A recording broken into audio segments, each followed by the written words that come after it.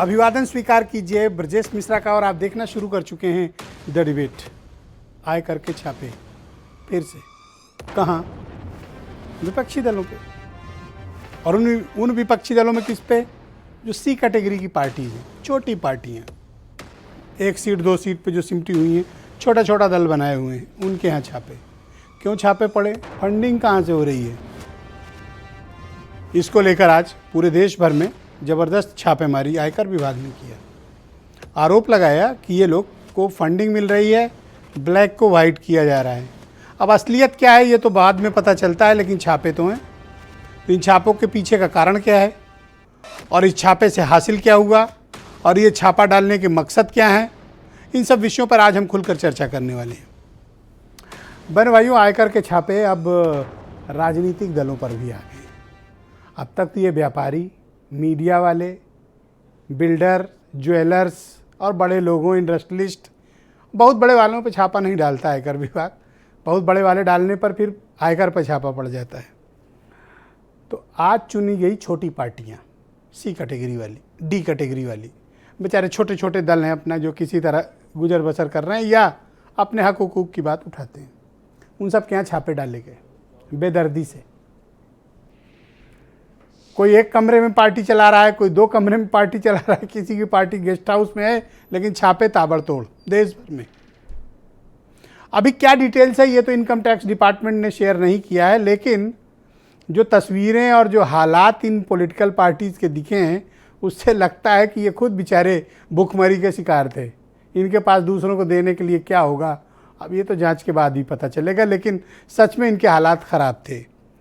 2-1 पार्टियों पर आरोप लगाया गया कि वो लोग पार्टी बनाकर कुछ गुजरात और दूसरे राज्यों में गड़बड़ी कर रहे थे, लेकिन अधिकांश पॉलिटिकल पार्टीज़ भिखमंगी वाले हालात में रहे हैं। अब उनके यहाँ छापा आया है, अब वो खुद भी बेचारे परेशान है कि ये छापा क्यों डाला गया। उनको तो चलने के गाड़ी का डीजल तक के पैसे नहीं, तो छापा किस बात का। अब इनकम टैक्स डिपार्टमेंट ने रेड डालने के बाद, जब हाई प्रोफाइल इस तरह की रेड्स पड़ती तो अपडेट जारी होनी चाहिए कि छापा क्यों डाला। तो अब तक छापे के कोई निष्कर्ष या रिपोर्ट तो नहीं आई, लेकिन विपक्षी दलों में हाहाकार जरूर मच गया है। इन छापों से एक संदेश गया है। संदेश ये कि चंदा दिया तो फिर ठीक बात नहीं है। आज तो इनके यहाँ हैं सी और डी में, ए और बी में भी आ सकते हैं। मैसेज यही है। तो अब विपक्ष को पैसे कहाँ से मिलेंगे, बड़ी मुश्किल है। अब विपक्ष को क्राउड फंडिंग में जाना पड़ेगा, जनता के बीच जाना पड़ेगा, क्योंकि अब कोई भी कारपोरेट, इंडस्ट्रियलिस्ट या बड़ा आदमी या मालदार लोग अब थोड़ा पॉलिटिकल पार्टी को नंबर 1 में पैसा देने में थोड़ा झिझकेंगे। कभी भी इनकम टैक्स वाले आ सकते हैं और पूछ सकते हैं भाई पैसे कहाँ से आए हैं बताओ। तो कौन इस झमेले में पड़े। तो पहले से फंड की क्राइसिस में जूझ रहा विपक्ष, अब इस तरह की नाकेबंदी हो गई सी और डी वालों की, तो संदेशा कहाँ तक आया? संदेशा ऊपर तक आया। किसके लिए? ए और बी कैटेगरी की पॉलिटिकल पार्टी के लिए, कि मुश्किल आपके लिए है। तो अगर फंड क्राइसिस अपोजिशन के सामने आएगी तो अपोजिशन बीजेपी जैसी माइटी पार्टी के सामने कैसे लड़ेगा, एक बड़ा प्रश्न है। तो हमें इसके कारणों को तलाशना होगा, इनकम टैक्स डिपार्टमेंट के छापों की वजह तलाशनी होगी, और इनसे हासिल क्या हुआ इस बारे में खुलकर आज हम डिबेट में चर्चा करेंगे। उत्तर प्रदेश में 24 स्थानों पर छापे, उत्तराखंड में भी छापे, राजस्थान में तो गृह राज्य मंत्री कांग्रेस के, उनके घर छापा, उनका देहरादून में भी प्रतिष्ठान है, वहाँ भी छापा। बताओ पैसे कहाँ से आए। तो अब सबका हिसाब देना पड़ेगा। कुछ बयान सुनिए, डिबेट दिलचस्प है। जी के आने के बाद देखिए, चाहे वो सेना हमारी हो, चाहे हमारी संवैधानिक संस्थाएं हों, जितनी जांच एजेंसियां, वो फ्री हैं, वो अपने हिसाब से कार्रवाई करती हैं, और निश्चित तौर से उसी के तहत ये कार्रवाई हो रहा है, उसमें सरकार का कोई लेना देना नहीं। नोटों के जखीरे मिल रहे हैं, नोटों के इतने बंडल मिलते हैं कि उनकी गिनती करने के लिए मशीनें लगवानी पड़ती हैं। ये भ्रष्टाचार की काली कमाई जो लोगों ने दबा करके रखी थी, गरीबों का शोषण करके जो लूट करके रखी थी, इन पर कार्रवाई होना आवश्यक है। और इसी श्रृंखला में इनकम टैक्स, सीबीआई और ईडी के द्वारा लगातार कार्रवाइयां की जा रही हैं, और इसी श्रृंखला में आज भी कई स्थानों पर देश भर में छापे पड़े हैं, जिससे काली कमाई का पर्दाफाश हो रहा है। 7-8 सालों में भारतीय जनता पार्टी का जो कोष है वो 84 0.87% बढ़ा है। भारतीय जनता पार्टी के भ्रष्टाचारियों के यहाँ पहले छापे डालें, फिर अन्य राजनीतिक दलों के यहाँ छापे डालें, तो अब देश की 130 करोड़ जनमानस आप पे विश्वास कर पाएगी। तो ऑल राइट, आज की परिचर्चा को आगे बढ़ाते हैं। मेरे साथ सैयद हुसैन नकवी, प्रवक्ता हैं राष्ट्रीय क्रांतिकारी पार्टी। इनके यहाँ भी, इनकी पार्टी भी निशाने पर है और छापेमारी इनके यहाँ भी हुई है गोपाल राय के यहाँ। गोपाल राय इस पार्टी को चलाते हैं और सक्रिय नेता हैं, और पिछली बार जब अभी चुनाव हुआ था तो बीजेपी को सपोर्ट किया था गोपाल राय ने, लेकिन उसके बावजूद गोपाल राय के घर, ठिकाना, मकान, दुकान सब जगह मजबूत छापे डाले गए। अब गोपाल राय सर पकड़ के बैठे हैं कि समर्थन तो दिया था, छापा क्यों पड़ गया। तो नकवी साहब बताओ, ये तो आप तो सपोर्ट किए थे भाई, छापा कैसे आपके यहाँ और क्यों डाला गया आपके यहाँ छापा? स्पष्ट संदेश जो दिया गया कि जीरो टॉलरेंस नीति पे, जिस प्रकार से नरेंद्र मोदी और हमारे प्रदेश के योगी जी की जीरो टॉलरेंस नीति है, हम बहुत स्वागत करते हैं ऐसी संस्थाओं का जो इस प्रकार के, अगर ऐसे छापे पड़ने लगेंगे तो बहुत से ऐसे ब्लैक मनी वाले अभी जो हैं जिनको सामने आने की आवश्यकता थी, हम जैसे छोटे दलों के पास चलिए आए हैं तो स्वागत करते हैं, क्योंकि हम तो समर्थन दल में पहले से ही हैं। हम तो स्वागत करते हैं ऐसी एजेंसीज का, जिन एजेंसीज के माध्यम से कम कुछ गोरख धंधे वाले अब ज़्यादा चिन्हित भी हो सकेंगे। हमारी तो सुबह 6:30 बजे से जाँच चल रही है, हम तो बहुत सुकून से जाँच में सहयोग कर रहे हैं, हमें कोई आपत्ति नहीं है। छापा पड़ा क्यों आपके यहाँ? यही तो चिंता का विषय हो गया कि ये छापा अचानक से कैसे आ गया। आप तो सपोर्टर थे, फिर कैसे आपके यहाँ? यही तो सबसे ये भी हो रहा है क्या? नहीं, अच्छी बात है। मैं तो कहता हूं, मैं तो स्वागत करता हूं, ऐसी बहुत ही अच्छी पहल है ये तो योगी सरकार की। मैं तो बहुत खुश हूं। आपने वो इनकम टैक्स वालों को बताया नहीं कि हम तो पहले से शामिल हैं? अरे साहब, हम दस्तावेज दे चुके हैं, हमारे सारे ITR कंप्लीट दिखा चुके हैं। अब जब जांच खत्म होगी तो आपके पास रिपोर्ट आ जाएगी। हेमंत जी भी सुबह से यही पूछ रहे हैं कि भाई ये तो सपोर्ट किए थे, इनके यहाँ छापा क्यों डाला? आपको जवाब मिला नकवी साहब? नहीं, हमें देखिए, हम बहुत ही देखिए, कभी कभी होता है कि कुछ ऐसे इनपुट्स किसी के माध्यम से आ जाते हैं जिसमें समाज के किसी एक व्यक्ति विशेष या किसी व्यक्ति पे लांछन लग जाते हैं, तो इस लांछन का हम आप बाकायदा सपोर्ट कर रहे हैं कि आइए आप जांच कीजिए। आपका भी स्वागत है, ED का भी स्वागत है, CBI का भी स्वागत है। आइए जांच तो कीजिए कि हमारे पास क्या ऐसी ब्लैक मनी पाली गई है। तो सपोर्ट तो किए थे ना बीजेपी? बिल्कुल, अभी भी सपोर्ट में ही है। जाओ करोगे क्या, और विकल्प क्या है? ऐसा कोई नहीं है। देखिए, हम देश हित की बात करने वाले लोग हैं, हमें बिल्कुल स्वागत है, हर तरह की जांच एजेंसी का दिल से स्वागत करते हैं। अच्छा ये बताओ, ये पैसे दे कौन रहा है आपको? यही तो हमको भी पता करना है, ये पैसा दिया किसने है। अच्छा, हेमंत जी कुछ कहना चाहे? हाँ हेमंत जी बोलिए, आप कुछ कह रहे थे। मैं ये कह रहा था कि आपने कितना बढ़िया इंट्रो दिया, कितनी अच्छी डिबेट को ओपन किया। ये तो आते ही सरकारी गवाह बन गए श्रीमान जी, जैसे वादा माफी गवाह होते हैं। तो क्या आप इल्जाम कबूलते हो कि आपको इलीगल फंडिंग हो रही है? बिल्कुल भी नहीं, हमारी कोई इलीगल फंडिंग नहीं है। बिल्कुल निष्पक्ष जांच आराम से की जाए, और बिल्कुल निष्पक्ष जांच में बिल्कुल हम लोग सफेद कॉलर थे, सफेद कॉलर ही रहेंगे। तो ये क्यों आपकी छाती पे गर्दन दबा के बैठ गई है इनकम टैक्स? कोई दिक्कत नहीं है, हम तो स्वागत कर रहे हैं, दिल की गहराइयों से स्वागत है भाई कि आइए जांच कीजिए।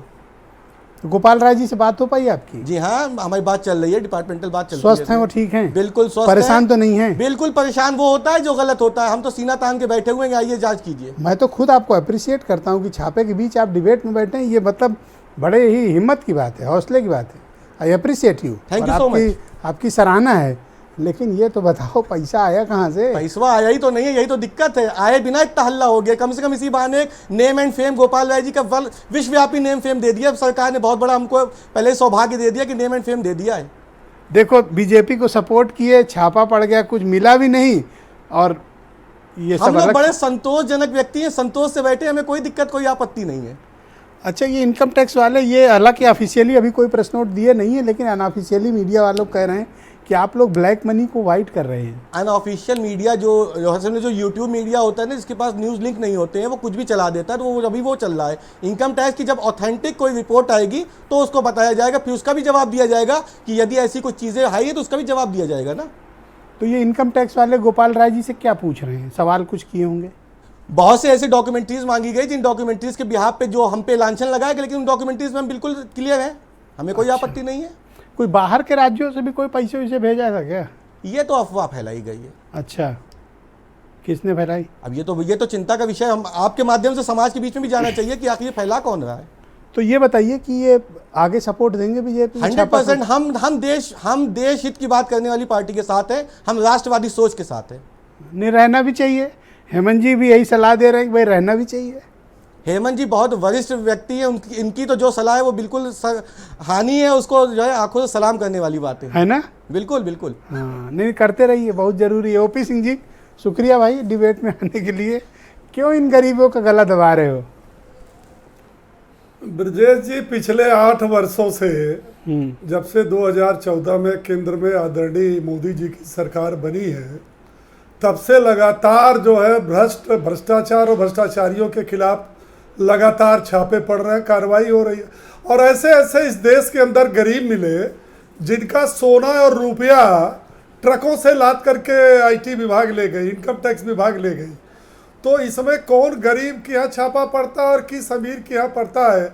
अभी आपने देखा होगा कि पश्चिम बंगाल में गरीब पार्थ चटर्जी के महिला मित्र के यहाँ से कितना जो है रुपया मिला, कितना सोना मिला। अच्छा ये बताइए, ये गोपाल राय की पार्टी से तो सपोर्ट लिया था आपने, फिर इनके यहाँ छापा कैसे?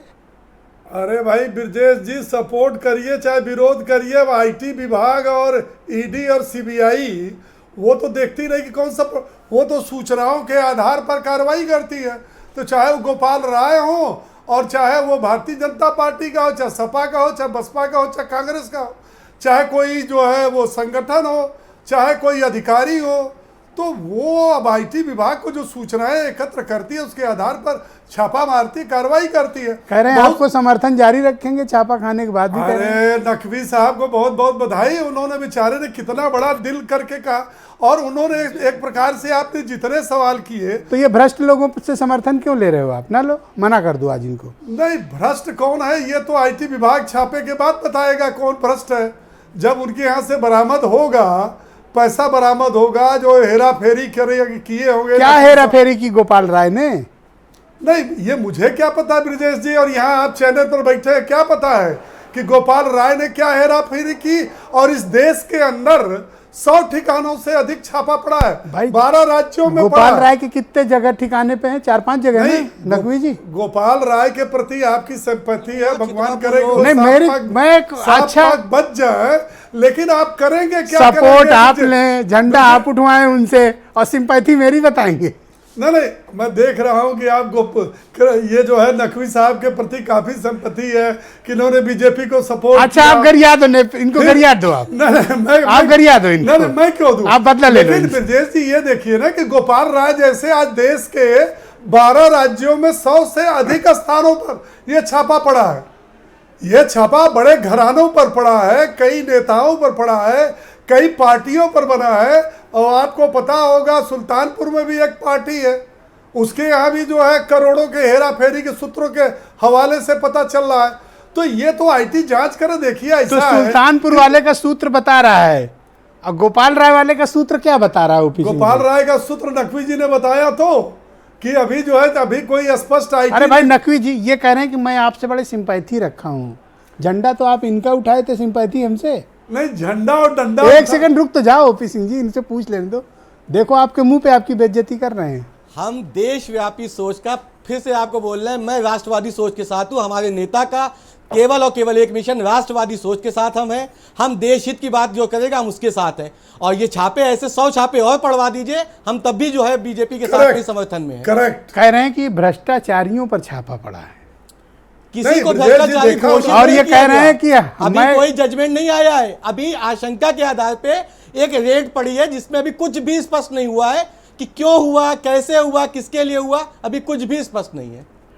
देखिए ब्रजेश जी, नकवी जी ने कितनी अच्छी बात कही है ना कि हम राष्ट्रवादी और अच्छी सोच वाले पार्टी के साथ। जिसके घर छापा डाले और क्या बोलेगा वो?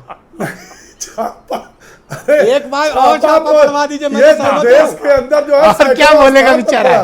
तो गरीब आदमी गोपाल राय तो सब लखनऊ की सड़कों में घूमते रहते हैं, ऐसे ही सबको ही जानता है उनको। ये तो पता कल चलेगा कि कौन सड़कों पर घूमता है और कौन कहाँ घूमता है, और कहाँ से जो है चंदा जो इकट्ठा हुआ और चंदे में टैक्स चोरी हुई है, चंदा हवाला के माध्यम से हेरा फेरी। मैं गोपाल राय या मैं क्या भैया ये तो कह रहे हैं हवाला से माल पीट रहे हो? नहीं, मैं नकवी के बारे में नहीं कर रहा हूँ, क्रांतिकारी पार्टी के बारे में नहीं कर रहा हूँ।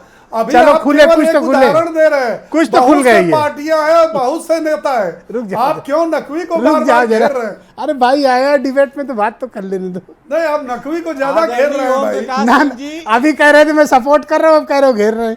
मैं ये अभी भी बताओ, ये तो support कह रहे हैं में हूँ। हवाला से माल पीटे हो।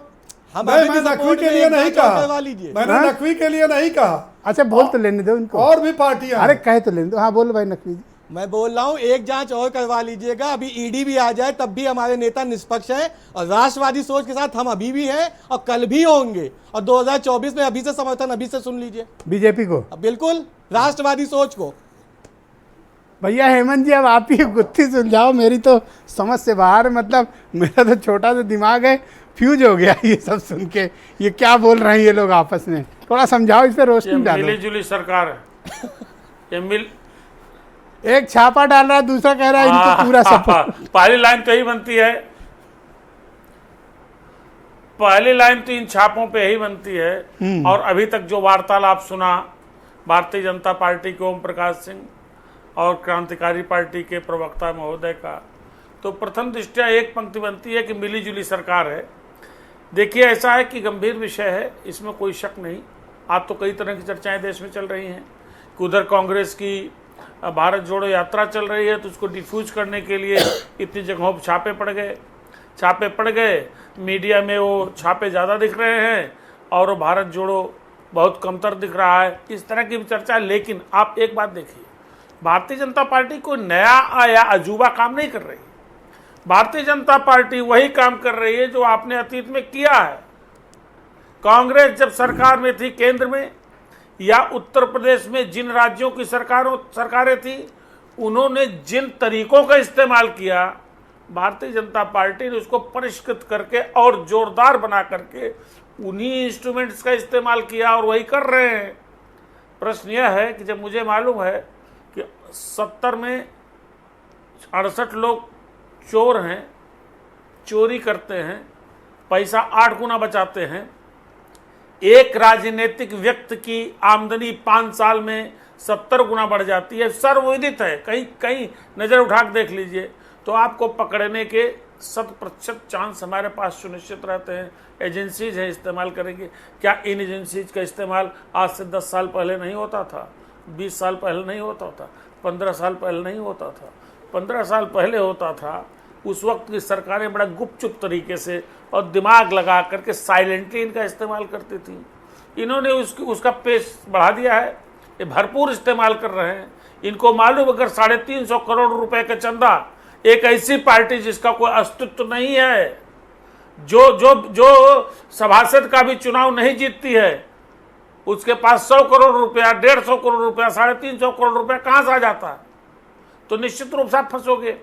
ये कुछ नहीं नया कर रहे हैं, एजेंसीज वही हैं जो काम कर रही हैं। कांग्रेस भी क्या कहती थी, जब सीबीआई को पिंजरे का तोता कहा जाता था, तो कांग्रेस जवाब होता था कि स्वायत्त एजेंसीज हैं, ये देश की प्रीमियर एजेंसीज हैं, इसमें हमारा कोई हस्तक्षेप नहीं है। अब एक बड़ा बृहत्तर सवाल है आपसे। अब ये भी बृहत्तर यही सवाल कह रहे ये हैं है कि कि क्या इस तरह के CBI छापों के बाद जो विपक्ष को पॉलिटिकल फंडिंग होती है, चंदा आता है ए और बी कैटेगरी वाली पार्टी को, अब वो कुछ प्रभावित होंगी?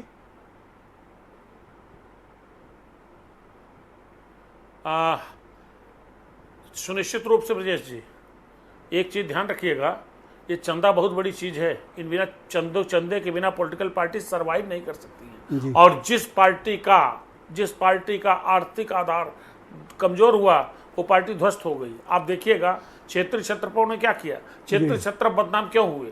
क्षेत्रीय छत्रप चाहे महाराष्ट्र से लेकर के आप उत्तर प्रदेश में आ जाइए या बिहार चले जाइए, इन्होंने क्या किया, इन्होंने पहले अपना राजनीतिक अस्तित्व बड़ा किया, सत्ता में भागीदारी की, पूर्ण रूप से सत्ता हासिल की, और साथ में इन्होंने और तरीके ऐसे अपनाए जिससे इनके पास एक आर्थिक स्रोत बढ़िया हो जाए। जब आपकी पॉलिटिकल हैसियत होती तो आपको चंदा बेहतर मिलता है। 2022 में क्या हुआ? बहुत शुक्रिया। 2022 में हम सब लोग कह रहे थे कि अखिलेश यादव, एक लाइन कंप्लीट कर दूं खाली, हम लोग यही कह रहे थे अखिलेश यादव पैसे से कमजोर हैं। आज हम क्यों कहते हैं चौधरी जयंत पैसे से कमजोर है, इसलिए उनकी पार्टी दूसरे पर डिपेंड है? तो ये चंदा मिलने आपकी है पॉलिटिकल हैसियत पे। थैंक यू हेमंत जी, शुक्रिया। लेकिन अगर चंदे में गोलमोल हुआ है, अगर चंदे तो ये सुनिश्चित रूप से गलत बात है। नकवी जी, आपकी गोपाल राय से अंतिम बार बात कब हुई थी? 6 बजे के आसपास, हाँ? शाम को 6 बजे के आसपास। ओके, पर इनकम टैक्स वाले कह रहे हैं कि वो ढूंढे नहीं मिल रहे हैं, कहीं छिपे। मौजूद हैं, माननीय आवास पे ही मौजूद हैं और सारे सहयोग भी किया जा रहा है इस जांच में, हर तरह से सहयोग एजेंसी वाले गलत बोल रहे हैं मतलब? नहीं, इस प्रकार की कोई भी अभी ऐसी कोई न्यूज़ कहीं ना कहीं डिस्क्लोज हुई है, ना ऐसी कोई सूचना प्राप्त हुई है। वो हैं घर पे? जी हाँ, वो घर पे हैं, बाकायदा सपोर्ट कर रहे हैं हम जांच में, हमें कोई आपत्ति कोई नहीं है। एनजीओ भी वो चलाते हैं? केंद्रीय लोक शिकायत एवं जांच संस्थान एक ट्रस्ट है। ओके। उस ट्रस्ट के अधीन हम लोग जो लोग पीड़ित होते हैं उनके माध्यम से, उस ट्रस्ट के माध्यम से। कुछ मीडिया वाले भी डायरेक्टर हैं? नहीं, ऐसा कुछ नहीं है। ओके, अब हेमंत जी पता कर रहे हैं इसके बारे में। कृष्णकांत पांडे जी, नहीं, उसमें हमारी जानकारी में आया है जी। माफ कीजिएगा, 1 मिनट रोक दूं, आपको मेरा नाम का जिक्र लिया है। मेरे संज्ञान में बात आई है कि लखनऊ के ही किसी मीडिया प्रतिष्ठान से जुड़े किसी महत्वपूर्ण व्यक्ति का भी संबंध बताया गया है। अभी इस बात की पुष्टि नहीं हुई है, लेकिन ये बात चर्चा में आई है। अब नाम देखो, ऑफिसिंग की बात सही निकल रही है, इसलिए धागा खुल रहा है। ऐसा है। ओके, चर्चा में तो ये भी दिखेगा ना कि 2022 में योगी आदित्यनाथ जी को समर्थन दिया तो कह देंगे योगी आदित्यनाथ जी से हमारे संबंध है। ओके, कृष्णकांत पांडे, उत्तर प्रदेश में कांग्रेस कमेटी के प्रवक्ता, ये छापे क्यों पड़ रहे हैं पांडे जी? और तो अब विपक्ष वालों को चंदा देने में तो लोग घबराएंगे फिर तो। पिछले साल सबसे ज्यादा चुनावी बांड खरीदे गए थे और वह इस देश को जानने का बिल्कुल हक बनता है कि यह चुनावी बांड किन उद्योगपतियों, किन लोगों द्वारा खरीदे गए और किसको दिए गए। लेकिन इसी सरकार द्वारा इसी 8 साल में आरटीआई के दायरे से दूर किया गया इस चुनावी चंदे को। ऐसा क्यों? और पिछली साल जो चुनावी बांड खरीदे गए हैं उसमें 93% एक ही पार्टी को दिया गया है, यानी 93% चंदा एक पार्टी को दिया गया है। निश्चित रूप से वह पार्टी वही होगी जो सत्ता में होगी। आखिर चुनाव आयोग इसका संज्ञान क्यों नहीं लेता है? सारी चीजें जब आरटीआई के दायरे में थी तो इस सरकार को क्या आपत्ति थी, भारतीय जनता पार्टी की इस सरकार को, कि चुनावी चंदे को आरटीआई से बाहर किया गया? क्या इसलिए कि इनके गिने चुने जो उद्योगपतियों हैं, जो उनके समर्पित होने के नाते सबसे ज्यादा चंदा देते हैं, उनका भेद न खुले? यह कौन सी नैतिकता है कि चंदे की धनराशि को छुपाया जा रहा है? चाहे मैं हूं, चाहे कोई अन्य हो, चाहे छोटे दल हो, चाहे बड़े दल हो, यह इसमें पारदर्शिता क्यों नहीं है? लोकपाल के नाम पे 10 साल तक जिस पार्टी ने घेरा मनमोहन सिंह को, आज यह स्थिति हो गई कि पता भी नहीं है आम लोगों को कि इस देश में लोकपाल है भी या नहीं है। जिस तरह से संवैधानिक संस्थाओं को भारतीय जनता पार्टी की इस सरकार द्वारा उनको दबाव में लिया जा रहा है, मुझे कहने में जरा भी संकोच नहीं है कि न्यायालय भी है जिस पर दबाव यह पार्टी या सरकार बनाती है। क्या स्थिति होगी आने वाले दिन में जब विश्वसनीयता समाप्त हो जाएगी? तो आने कोई भी एक पार्टी 100 साल इन सत्ता में छापों नहीं पे रहती खास है। तौर पर क्लास डी, आने वाले क्लास दिन सी, में भाजपा जाएगी, सी हम और डी आएंगे, कैटेगरी कोई की और जो आएगा। पॉलिटिकल पार्टीज लेकिन हैं, अगर इन पर जो छापे चल रहे हैं, इन छापों को लेकर आप क्या धारणा रखते हैं? और छापा तो राजस्थान में गृह राज्य मंत्री पर भी पड़ा है। सीधी मेरा ये कहना है कि मध्य प्रदेश में इस देश का सबसे बड़ा घोटाला, व्यापक घोटाला हुआ, और जिस व्यक्ति के नेतृत्व में घोटाला हुआ, जिसके मुख्यमंत्रित्व काल में घोटाला हुआ, वो 4थी बार मुख्यमंत्री है। क्या यह पारदर्शिता है? इतना बड़ा मिड डे मील घोटाला 1000 करोड़ से ज्यादा का हुआ है मध्य प्रदेश में। पूरा मध्य प्रदेश उबल रहा है और वह विभाग मुख्यमंत्री के पास है। क्या उस मुख्यमंत्री को शिवराज सिंह को पद में बने रहने का अधिकार है? क्या शुभेंदु अधिकारी के यहाँ छापा ये लोग डलवा सकते हैं? क्या हेमंत बिस्वा शर्मा के यहाँ छापा नहीं पड़ा था? लेकिन भाजपा में जाने के बाद क्या उनके यहाँ छापा पड़ा? क्या मुकुल राय बढ़िया से धुल नहीं गए थे? बहुत शुक्रिया आपका। इस तरह से मैं ताजा परिवेश पे बात कर रहा हूँ, आप बहुत पीछे चले गए। मैं कह रहा हूँ ये जो छापे चल रहे हैं ये किस मकसद से डाले गए हैं, और ये क्लास सी, क्लास डी वाली पार्टियों को क्यों चुना गया है? कोई संदेश देना है? 30 सेकंड में बता रहा हूं, 30 सेकंड में बता रहा हूं। कि जब नोटबंदी के बाद सारे इस धन के काला, इस देश के काला धन समाप्त हो गए थे, तो यह ब्लैक से व्हाइट करना कहां से हो रहा है? यह सारी चीजों लोगों का ध्यान भटकाने के लिए भारतीय जनता पार्टी की सरकार अपनी असफलताओं को छुपाने डॉक्टर आशुतोष वर्मा सब कर रही है। बहुत शुक्रिया आपका, thank you Pandey ji. Doctor Ashutosh Verma Samajwadi Party के प्रवक्ता हैं। डॉक्टर आशुतोष शुक्रिया आपका। ये छापे चल रहे हैं छोटी वाली पार्टियों के यहाँ, क्यों? ब्रजेश जी, कल मैं गांव में था और ये गांव के आम लोगों के बीच में भाषा हो रही थी कि भारतीय जनता पार्टी, तो गांव में अब एक आम सी कहावत सी हो गई है कि जहां भारतीय जनता पार्टी में अगर जाना है तो सीबीआई ईडीआई से अपने आप जो है सारे केस धुल जाएंगे, और अगर नहीं जाते हो तो सीबीआई ईडी, मतलब गांव के लोगों को पहले सीबीआई पता था, अब ईडी और आईटी भी समझ में आ गया है। मुझे लगता है कि भारतीय जनता पार्टी की ये जो दो कहानियां हैं कि हिंदुत्व का राग अपनाना, हिंदुस्तान में हिंदू मुस्लिम करवाना और सीबीआई ईडी, ये एक बहुत पुराना कल्चर हो गया और गांव के निम्न लोगों में जो टीवी और रेडियो से दूर भी हैं उनको भी ये बातें आमचाल में कॉमन सी हो गई। 2022 के इलेक्शन के पहले इसी तरीके से समाजवादी पार्टी के राष्ट्रीय अध्यक्ष माननीय अखिलेश यादव के ओएसडी अनिल यादव के वहां पर छापा पड़ा था। छापे की खबर पूरे मीडिया में और अखबारों में बढ़ चढ़ के आई, फ्रंट न्यूज में, लेकिन छापे में मिला कुछ नहीं, इसकी खबर कुछ नहीं आई। और कमोबेश वही हालत मुझे लगता है कि भारत समाचार के ऊपर भी पड़ी, क्योंकि सच दिखा रहा था, लेकिन मिला कुछ नहीं, इसकी खबर कहीं नहीं आई। तो अब लोग इस बात में हंसने लगे हैं कि जब भारतीय जनता पार्टी डरती है तो सीबीआई और ईडी को आगे करती है। तो इन तथ्यों में कुछ नहीं रखा है। जब उनको पता चल गया कि जमीनी हकीकत हट गई है, जमीन से लोग दूर हट रहे हैं, लोगों के अंदर परेशानियां बढ़ गई हैं, इनके खिलाफ विद्रोह शुरू हो रहा है, ये तो भाप जाता है ना नेता। पर अभी आप देर से जुड़े ही है, जो जिनके यहाँ छापा पड़ा है गोपाल राय की पार्टी वाले, उनके प्रवक्ता बैठे हैं नकवी साहब, वो कह रहे हैं कि पहले भी बीजेपी को समर्थन दिया था, ये छापा खाया तो क्या बात हुई, आगे भी सपोर्ट करेंगे। नहीं, मैं तो ये कह रहा हूँ ना, भारतीय जनता पार्टी इस तरीके की जो भी काम करना चाहती है, वो जो जिसको शराब कांड से जोड़ना चाहती है कि कहाँ से पॉलिटिकल फंडिंग हो रही है, ये भी पता चला कि वो एक पार्टी भी चलाते हैं।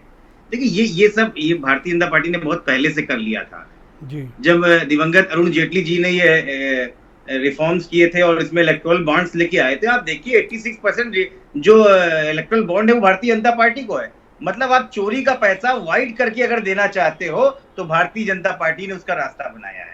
तो भारतीय जनता पार्टी ने कहा है कि तुम मेरे पास आओ। एक सवाल मैंने किया था हेमंत जी से, आप भी उस वक्त जुड़े हुए थे, क्या इस तरह की जो कार्रवाई class C class D political parties पे की गई है, क्या इसके जरिए विपक्ष को संदेश गया है कि कोई इनको चंदा ना दो वरना ए और बी वालों पर भी छापा आएगा? नहीं, देखिए पहले तो मैं हेमंत जी की बात सुन रहा, तो उन्होंने कहा कि ऐसे पार्टियां खत्म हो जाती है। मैं बहुत छोटा हूं उनके सामने, लेकिन मुझे लगता है इतिहास में ऐसी कोई जगह नहीं। जब इस देश में क्षेत्रीय पार्टियों ने अपना दबदबा दिखाया है तो पॉलिटिकल फंडिंग के दम पे नहीं उठाया। आप देख लीजिए, चाहे क्षेत्रीय पार्टियों, जब 77 का चुनाव हुआ, जनता पार्टी में जनता साथ में खड़ी हो गई तो 392 सीट वाली कांग्रेस पार्टी हवा में उड़ गई। 85 की 85 सीटें उत्तर प्रदेश में जनता पार्टी, कौन सी पॉलिटिकल फंडिंग हुआ करती थी उस समय? भी कई लोग बोलते थे बड़े बड़े फंडिंग माननीय इंदिरा गांधी जी के साथ में थे, कहीं कुछ नहीं हुआ। जब यहाँ पर आ रहे तो कौन सी छापों का इम्पैक्ट क्या मानते हो आप? कोई नहीं, जीरो? कोई मतलब नहीं है। ये छाते डराने के लिए, धमकाने के लिए तरीके हो सकते हैं, अरे लेकिन जनता के बीच में सपोर्ट कह रहे हैं, पहले भी दे रहे थे भैया, आगे भी सपोर्ट देंगे। जनता के बीच में काहे गलत आवाज दे रहे हो? बताओ भाई, मैसेज बहुत नकवी जी ये बताओ जी, आपको फंडिंग होती कहाँ से, थोड़ा स्रोत बताओ। हमारे पास कोई फंडिंग नहीं होती है। इनकम तो टैक्स की टीम आई हुई है, आपकी इनकम टैक्स की टीम आई हुई है बताओ हमें ना, इनकम टैक्स की टीम आई तो ही है। अब वो आपको विवेचना निकाल के देगी, उसमें निकलेगा 0.7। अरे हमको तो हमारी नहीं दी तो आपकी कहाँ से? 0.7 हमको हमारी नहीं दी तो पता है हमने क्या किया, हाईकोर्ट गए, हाईकोर्ट वाले जज साहब से पूछा भाई लाओ डिटेल, स्टे है हमारा केस तो पूरा। देखिए बिल्कुल स्पष्ट है कि जांच हमको हमारी सूचना नहीं दे रहे हैं, जांच एजेंसी का स्वागत है। गोपाल राय जी की तरफ से मैं आश्वासन दे रहा हूं। मुझे केवल ये एक बात बताओ जो इम्पोर्टेंट बात है। जी हाँ, मतलब सीरियस इशू है। आप लोग कैसे पार्टी चलाते हो? मतलब जनता से चंदा लेते हो, इंडस्ट्री वालों से लेते हो, व्यापारियों से हमारे लेते हैं, अपने कारपोरेट- हमारे पास अपने कार्य करने के लिए हमारे पास अपने कार्यकर्ता हैं जो सक्षम है, वो अपनी सक्षम अपनी क्षमता के अनुसार मतलब जो क्राउड सहयोग हो फंडिंग सकता लाते है। हो, जनता से लाते हो पैसा। हमारे जैसे कुछ कार्यकर्ता हैं, कुछ ऐसे हैं जो अच्छी हैसियत रखते हैं, वो किसी ने अपनी पार्टी की तरफ से झंडा दे दिया, किसी ने पार्टी की रैली में वो करवा दिया, किसी ने भोजन की व्यवस्था करवा दी, ये सब ऐसे ही होता है। इसको तो एक्सप्लेन करना बड़ा कठिन होगा इनकम टैक्स के सामने। इनकम टैक्स को हम लोग बहुत स्पष्टता इसको बता देंगे, बता दिए। बिल्कुल हर चीज़ हम लोग कागज़ के आधार पे करते हैं, हवा में कोई हमारे क्या हवा में काम नहीं, हर चीज़ का हमारे पास बिल नहीं, अपडेटेड है। जिस तरह आप बोल रहे हो उससे लग रहा है कि मतलब ठीक है बात, नहीं, बिल अपडेटेड है ना? बिल अपडेट है, और एनजीओ वाला भी अपडेट है? बिल्कुल ओपी सिंह 100% पूछ रहे थे कि एनजीओ वाला भी बता दो। 100% अपडेटेड है। ओके, बीरेन जी बहुत शुक्रिया आपका। ये बेचारे छापा खाए हैं, कुछ बताओ इनका क्या है मामला? बिल्कुल, ये बड़ा आश्चर्य की बात है कि गोपाल राय की पार्टी पर छापा पड़ा है और उनके प्रवक्ता सरकार का समर्थन कर रहे हैं। बस यही नहीं, इतना ही नहीं बचा कि ये कार्रवाई का समर्थन और कर देते। नहीं, कर दिया है, छापा स्वागत ठीक किया पड़ा है, किया है स्वागत, कहा हम छापा पर ठीक छापा पड़ा पड़ा, है। खुशी हुई। और भाई इतना तो शादी ब्याह में भी लड़के के लोग नहीं खुश होते जितना इनके यहाँ पार्टी के छापा में खुशी है। ये महिला कह रहे हैं ऐसा- इसी बहाने इज्जत तो बढ़ी, नाम तो आया, लोगों ने समझा कि गोपाल राय के पास माल है। देश में शायद ही कोई ऐसी पार्टी अब तक होगी जिसने इतना खुशी जताई हो छापा पड़ने पर, तो ये तो बड़ा आश्चर्य की बात है। लेकिन चलिए, एक बात तो साफ हो गई कि छापा पड़ने के बाद भी लोग बीजेपी में रहने के तैयार हैं। वैसे इस देश में एक धारा है, साफ है कि राजनीति अगर करना है तो आपको बहुत साफ जान लीजिए, या तो बीजेपी में रहो या तो जेल जाओ, दो में से एक चुनो, वहीं पर आपका कल्याण है। और राजनीतिक दलों के सामने मुश्किल भी है। जो लोग बीजेपी से गठबंधन तोड़ते हैं उनके यहाँ अगले दिन ताबड़तोड़ छापा पड़ने लगता है। अब छापा कोई चोरी छुपे वाला नहीं रह गया, न कोई लिहाज है न शर्म है, अब खुलेआम पड़ता है छापा। अगर हमसे अलग हुए तो छापा खाओ, और हमारे साथ हो तो सब पाप धुल गए, सब चीज़ से मुक्ति है। देखिए, अभी तक तो हम लोग समझते थे कि ये जो राज्य स्तरीय दल हैं, केंद्र के लेवल के बड़े दल हैं, इनके यहाँ छापा पड़ता है, इनका बड़ा फंडिंग आती है, इनकी पार्टी को तोड़ दो कमर। अब तो ये छोटी छोटी पार्टियों पे भी, ये क्या बड़ी मछलियाँ छोटी मछलियों को एकदम देखना नहीं चाहती, पूरा तालाब में खाकर वो अकेले राज करना चाहती हैं। क्या ये चाहती हैं कि देश की छोटी छोटी पार्टियां ये ख़त्म हो जाएं और ये जातिवादी पार्टियां सब खत्म हो जाएं, वो अकेले सबका वोट ले? इन सब चीज़ के पीछे आप तमाम सारी चीज़ें देख सकते हैं। लेकिन हमें आज इस बात का कोई आश्चर्य नहीं हुआ कि अगर जिसके यहाँ छापा पड़ रहा है और वो बीजेपी का समर्थन कर रहा खुश है। ब्रजेश जी, इस देश में हम जिस समाज में रहते हैं वहाँ के लोग जिस बात पर हमको शर्म आनी चाहिए वहाँ उस पर हंसते हैं और ताली बजाते हैं। तो आप क्या समझते हैं कि उस देश में क्या कोई क्रांतिकारी पैदा हो सकता है? ये कोई आश्चर्य की बात नहीं है। और ये छापा कोई बीजेपी नया थोड़ी डाल रही है, ये कांग्रेस ने ही तो सब सिखाया उसको छापा डालने का। केंद्रीय एजेंसियों के जितना दुरुपयोग कांग्रेस ने किया, वो आज अगर बीजेपी उससे ज़्यादा कर रही है तो उसमें तकलीफ क्या है? आज जो देश के गृह मंत्री हैं वो भी 4.5 महीना उनको जेल में डाले रखा जब वो गुजरात में मंत्री थे। तो बहुत सारी चीज़ें ऐसी हैं जो वक्त पलट कर आता है, लेकिन अतीत को लोग भूल जाते हैं, वर्तमान उनको दिखाई पड़ता है कि बहुत गलत हो रहा है। मैं इस बात को आज भी हम समर्थन नहीं करते हैं। नैतिकता, पारदर्शिता, ये दो ऐसी चीज़ें हैं जो कभी एक ज़माने में उच्च कोटि की हुआ करती थी और जो अटल बिहारी वाजपेयी के ज़माने तक शायद वो परंपरा रही होगी। उनके बाद की जो राजनीति है, सियासत है, जो पीढ़ी के नेता आए, अब वो सब चीज़ें बहुत बदल गई हैं। तो ये चीज़ें अब रही नहीं। लेकिन कुछ लोग ऐसे हैं जो दर्द में भी मुस्कुराना जानते हैं। वहाँ पर गोपाल राय की पार्टी को हम समर्थन करते हैं अगर वो ऐसा कर रहे हैं। ब्रजेश जी, लोग सवाल करते हैं भाई विपक्ष पे ही खाली छापा पड़ता है, बीजेपी के लोगों पे पड़ता नहीं है। इसका जवाब नहीं आता, क्योंकि बहुत सारे काम होते रहते हैं। बीजेपी एक बहुत बड़ी पार्टी है, कहते हैं 20 करोड़ तक के कार्यकर्ता हैं इनके पास, लेकिन एक भी कार्यकर्ता दागी नहीं है जिसके यहाँ कोई छापा पड़े। तो ये सत्ता में साथ रहने का फायदा है और सत्ता के खिलाफ जाने का क्या नुकसान है, आप इसको इस तरह से भी देख सकते हैं। लेकिन ज़रूरत इस देश में है कि ईडी और सीबीआई एक छापा गरीबों के घरों पर भी मारे और ये देखे कि वो अपने इस गरीबी में, गुर्बत में कैसे अपना घर चलाते हैं, अपने बाल बच्चों को पढ़ाते हैं, कैसे अपना जीवन यापन करते हैं, क्योंकि इस देश में बहुत बड़ी संख्या में गरीब लोग रहते हैं। हमारे यहाँ ब्यूरोक्रेट्स भी बहुत हैं, विधायक और मंत्री भी बहुत हैं जिनके पास बहुत पैसा है, उनके यहाँ भी छापे की ज़रूरत है, वहाँ भी छापा पड़े। जैसे PWD हो गया, GST विभाग हो गया, अरे काय RTO मारे हो डाल गया, रहे हो गरीबों को वीरेंद्र सिंह। RTO हो गया, तमाम रहने सारे दो, बस करो। विभाग हैं, सिंचाई हो गया, जी जल खा रहे हैं, शक्ति हो उनके गया। पीछे पड़ गए आप लोग। तो भाई बहुत सारे अधिकारियों से सरकार कहती है भाई आप अपनी आमदनी घोषित करो, लेकिन घोषित नहीं करते। आज भगत सिंह का एक प्रसंग उल्लेख करूंगा जी। जब वो जेल में बंद थे तो उनकी माँ मिलने गई, आज़ादी पे लिए उन्होंने बोला कि माँ मुझे कोई शंका नहीं है कि मेरा मुल्क एक दिन आज़ाद होगा, लेकिन मुझे डर इस बात की है कि गोरे साहब जिन कुर्सियों को छोड़कर जाएंगे उन पर भूरे साहबों का कब्जा हो जाएगा और देश फिर उसी हालात में कहीं ना चला जाए। भगत सिंह ने अपनी माँ से बात कही थी। जी। लेकिन आप जानते हैं कि हम लोग जिस व्यवस्था में हैं, जिस खेल में ये चल रही चीज़ें, इसमें सबकी बारी आनी है, बारी बारी से आनी है। अरे पर बस इस तरह ये कि नाम वक्त- ना बताओ कि इस विभाग में, उस विभाग में, बेचारे अब ठीक है, सबका घर मकान दुकान चल रहा है, चलने दो। विजय जी, एक साहित्यकार ने लिखा है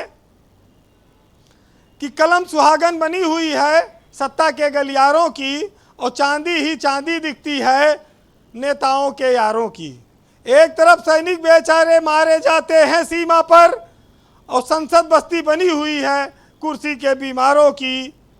और हकीकत जब रूबरू हो तो अदाकारी नहीं चलती, खुदा के सामने बंदों की मक्कारी नहीं चलती। और तुम्हारा दबदबा खाली आ रहा हूँ तुम्हारी नकवी साहब, आप ही के पास आ रहा हूँ। खाली तुम्हारी जिंदगी तक है, और किसी की कब्र के अंदर जमींदारी नहीं चलती। बहुत शुक्रिया आपका वीरेंद्र जी। हाँ बताइए भाई नकवी साहब, आपको कोई मैसेज आया लग रहा है, जो बताइए। खुशी है वो शिकन इस चीज़ का नहीं है, क्योंकि हम कहीं से आरोपी नहीं है। हमारी जो चेहरे पे जो खुशी आप देख रहे हैं, जिस पे आपको बड़ा शौक लग रहा है, ये खुशी इस चीज़ की है कि हम कहीं से आरोपी नहीं है। हम इनकम टैक्स का स्वागत इसलिए कर रहे हैं क्योंकि हम कहीं गलत नहीं है। हम ईडी को भी बुलाना चाहते हैं कि वो भी आके जांच कर ले, क्योंकि गोपाल राय एक ऐसी स्वच्छ छवि का नेता है जिसपे 151 का एक चालान भी नहीं है। किसी को भी शौक नहीं लगा है, लोग थोड़ा अचरज कर रहे हैं। छापा खाने के बाद भी पूरी ताकत से जो झंडा उठाए उस पे बिल्कुल झंडा उठाऊंगा, क्योंकि राष्ट्रवादी सोच के साथ हाँ, हैं गोपाल राय जी। ये बात गोपाल है। राय जी देश हित के साथ हैं, गोपाल राय जी समाज हित के साथ हैं। और इस चेहरे पे शिकन इसलिए नहीं है क्योंकि हमारे गोपाल राय पे एक आरोप न कभी लगा अच्छा, है, कुछ- और ये भी साबित हो जाएगा कि निष्पक्ष जांच अगर होगी तो। आप एक एनजीओ बता रहे थे, कई एनजीओ बता रहे हैं इनकम टैक्स वाले। उस जो बिल्डिंग है उसमें कई एनजीओ के ऑफिसेज हैं। ओके, वो उनकी नहीं है। नहीं, केवल संस्थापक सदस्य, केवल संस्थापक राष्ट्रीय क्रांतिकारी समाजवादी पार्टी के अध्यक्ष है एवं केंद्रीय लोक शिकायत जांच संस्थान के चेयरमैन है। ओके, बाकी एनजीओ से उनका नहीं, लेना कोई देना संबंध नहीं है। बाकी वो हमारे यहाँ के किराएदार हैं जो इनके किराए पे ऑफिसेज हैं। ओके, उनका इनसे कोई सीधा कोई ताल्लुक भी नहीं। लेन देन नहीं, किसी प्रकार का कोई भी नहीं। एक किराएदार जिसके रेंट एग्रीमेंट भी अवेलेबल करा दिए गए हैं। ऑलराइट भाई, ओपी सिंह जी आप मुझे बताइए, कह रहे थे कि तो मतलब बहुत अच्छी बात है ये, जो जैसा भी आपने इनको सिखाया, पढ़ाया, बताया, जो भी आपका इनका विचारधारा का कनेक्शन है वो तो बड़ा ही शानदार है। देखिए खुल के कह रहे हैं कि मतलब आप ही के साथ रहेंगे, जाएंगे नहीं आपको छोड़ के। ब्रजेश जी, अभी समाजवादी पार्टी के प्रवक्ता आशुतोष वर्मा जी ये बात कह रहे थे कि गांव में भी अब ईडी की और आईटी की और सीबीआई की चर्चा होने लगी है। और आप ये पक्का जानिए कि जब छापा पड़ता है और ट्रकों से रुपए गिने जाते हैं और ट्रकों से लाद के जब जाते हैं और भ्रष्टाचारी जब अरेस्ट होता है, जेल जाता है, तो जो जनता टीवी पर देखती है वो इतना खुश होती है, इतना खुश होती है। वही खुशी जो है वो क्रांतिकारी पार्टी के नकवी साहब के बीच में, ये आम नागरिक है। इनको गोपाल राय कहाँ से फंडिंग करते थे, कहाँ से चंदा लाते अभी थे? तो आप मेरे ये ऊपर तो- आरोप लगा रहे थे कि आप सिंपैथी नहीं, रख रहे हो। देखिए वो एक आम नागरिक के हैसियत से बोल रहे हैं, वो विपक्षी पार्टी के वो सदस्य नहीं है कि अगर इत्र वाले मित्र की यहाँ अगर 250 करोड़ मिलता है तो खुलेआम उसके पक्ष में कुछ लोग खड़े हो जाते हैं। तो ऐसे नहीं है, वो 250 करोड़ मिले चाहे 380 करोड़ मिले। अनवर साहब ने कहा कि आऊंगा, मैं आता हूं। राष्ट्रवादी आशुतोष जी, वेट पार्टी, करिए। राष्ट्रवादी सोच और देश हित में काम करने वाले पार्टी के नहीं, ये तो पहले से बेचारे राष्ट्रीय लगाए बैठे हैं अपनी पार्टी के नाम के आगे। नहीं तो वो तो कह रहे हैं बेचारे कि जांच हो रही है, जांच हो। और वो क्यों कह रहे हैं? जितने लोगों के खिलाफ इस देश के अंदर अब तक आईटी ने, ईडी ने, सीबीआई ने छापा मारा, यही तो पूछ रहे हैं कि भैया हमने तो किराए पे दिया था, हमारे यहाँ छापा काहे डाले हो? क्यों, यही सवाल है ना? नहीं वो तो आईटी से पूछे ना, ये आईटी विभाग से पूछे। ये भारतीय जनता पार्टी का प्रवक्ता नहीं बता सकता। वो आईटी विभाग से पूछिए कि हम बहुत गरीब हैं, या हमारी जो पार्टी राष्ट्रीय स्तर की पार्टी एक कार्यालय में है, और अगर मान लीजिए 300 करोड़ चंदा आता है एनजीओ के माध्यम अच्छा, से। ये आपको ये विधानसभा के चुनाव में सपोर्ट किए थे, तो इनको बदले में आपने क्या दिया था? हमने क्या दिया? ये दोनों सपोर्ट किया। ये तो बेचारे खुद कह रहे हैं बेचारे, कि हम राष्ट्रवादी पार्टी, बेचारे, नहीं राष्ट्रवादी पार्टी और राष्ट्रवादी सोच के साथ है। सवेरे 6 बजे से उनकी छाती पे इनकम टैक्स वाले चढ़े बैठे हैं, आप बता रहे हो बेचारे हैं और हमें सपोर्ट कर रहे हैं। कहाँ जाएं? नकवी साहब तो खुश हैं कि कुछ नहीं मिला, तो वो तो सोच रहे हैं कि हमको क्लीन चिट मिल गया, तो वो तो खुश है। आपको इनको बधाई देना चाहिए। आप दे दो ना। इनको नया नया मैसेज मिला होगा गोपाल राय से कि उनको आईटी ने क्लीन चिट दे दिया, दे दी क्या इसलिए भाई? खुश है। क्यों लेकिन नकवी जी, दे दी? खुश मीडिया वो के हो माध्यम रहे से संदेश हैं, पहुंचेगा, क्यों लेकिन चिंता की जा हमारे रही है? हमारे विपक्षी पार्टी के जो साथी है वो दुखी है। पता ओके। नहीं क्यों दुखी है। वो इसलिए दुखी है कि राजस्थान में मिड डे मील घोटाला में छापा पड़ गया। अब उसमें कितने करोड़ का घोटाला निकलेगा, कहाँ मिलेगा? ये तो अच्छा है कि हेमंत तिवारी जी, ये जो छापे पड़ रहे हैं, ये छापे की परिणति कहाँ तक होगी? एक सेकंड पांडे जी रुक जाओ, पांडे जी रुक जाओ।